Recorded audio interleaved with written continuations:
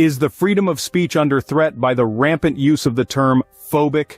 As we delve into this question, it's worth noting how the term phobic has seeped into our everyday conversations.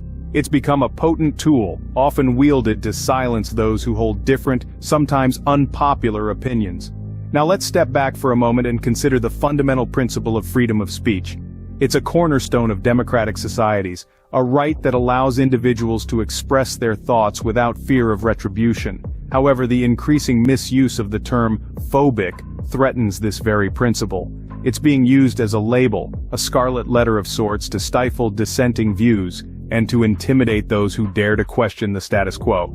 So we must ask ourselves, by labeling dissent as phobia, are we inadvertently creating a culture of fear and self-censorship? Consider the real-life instances where the term phobic has been used to suppress speech.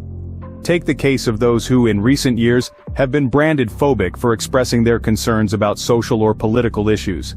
These individuals, often well-meaning citizens, have found themselves ousted from their communities, their voices silenced by a single loaded term. Let's look at the educators, journalists, and professionals who have been deemed phobic for questioning certain aspects of the prevailing narrative.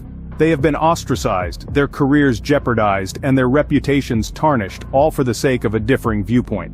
The repercussions ripple outwards, affecting not just the individuals but society as a whole. When we silence voices, we stifle the very essence of democracy. The freedom to express, to question, to challenge. And what of the personal cost? The mental toll, the isolation, the fear of speaking out. These are the unspoken consequences of weaponizing labels. These cases are a stark reminder of how labels can be weaponized to stifle discourse and dissent. So, where does this leave our freedom of speech? In a world where the label phobic is used as a silencer, the future of free speech appears uncertain. When a disagreement is met with accusations rather than dialogue, we risk creating an environment where fear of backlash suppresses voices that dare to question the mainstream narrative.